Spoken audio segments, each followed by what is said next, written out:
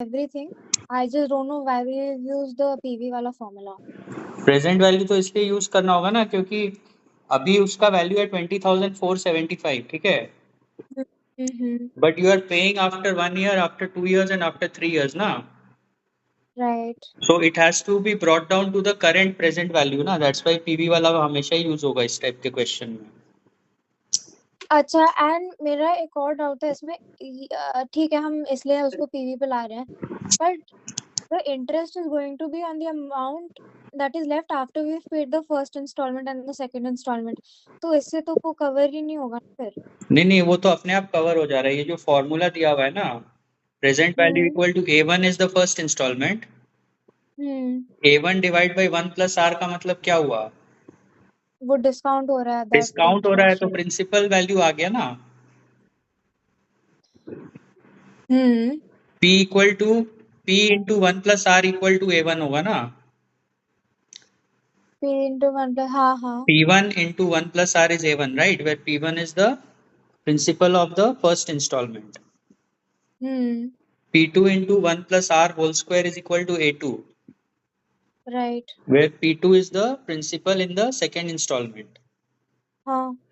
And P3 into 1 plus R cube equal to A3. Where P3 is the principal part of the third installment. तो वो सारा कुछ इसमें account for हो जा रहा है। Oh, अच्छा. And if I don't want to use this method, if I want to use some other method? There is no other method. You can do either discounting or compounding, ठीक है? हाँ. अगर compounding करने जाओगी तो present value जो है 20475 into 20475 into 1.125 whole cube करना होगा। हेलो, हाँ, you ठीक है, can you can bring it to any one period, either today or 3 years hence or 1 year hence or 2 years hence, ठीक है?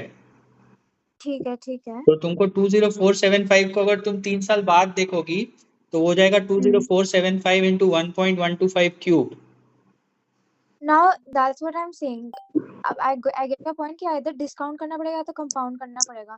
But अगर question बोल रहे हैं कि हम pay off भी कर रहे हैं कुछ, तो मैं सिर्फ मेरा principal 20475 थोड़ी ना रहा जो मैं third year पे उसको cube 1 plus R cube करूंगी उसको compound करने। नहीं, तुमको अगर ये क्वेश्चन को पूरा समझना है ना तो x इक्वल टू 6834.56 ले लो। हाँ. ठीक है। 20475 को तुम, तो जो तुम्हारा फर्स्ट A1 है ना, A1, हाँ. A1 कितना है? A1 होगा this into 1 plus R हो जाएगा ना। A1 equal to x into 1 plus R, right? एक मिनट, A1 first installment is A1, ठीक है। तो नहीं, x क्या था? फर्स्ट इंस्टॉलमेंट है ना, let the amount of the first installment is x है ना। तो x itself is the first installment, right? अच्छा, ओके। तो तुमको क्या करना होगा, तुमको 20475 का 12.5% पहले निकाल के देखो कितना आता है, ठीक है।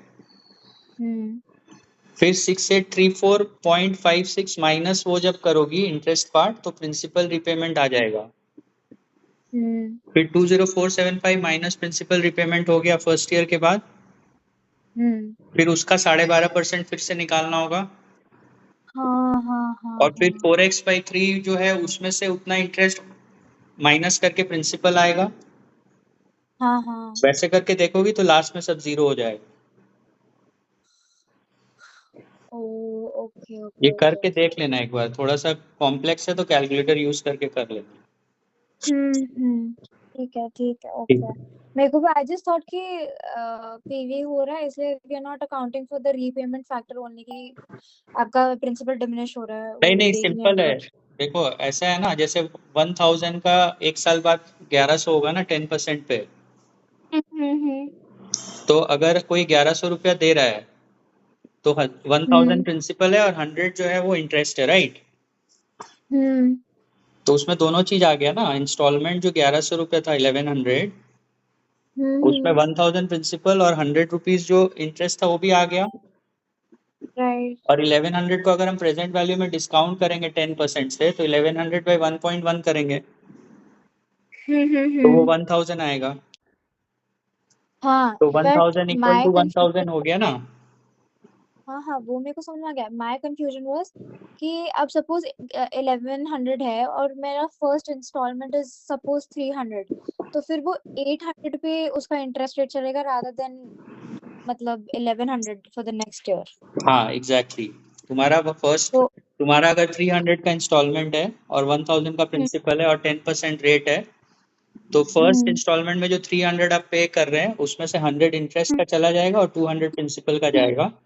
तो फर्स्ट ईयर के बाद प्रिंसिपल रिमेनिंग होगा 1000 माइनस 200 दैट इज 800। ठीक है ठीक है okay, I got it, I will do that. चलो I am calling you again. Okay.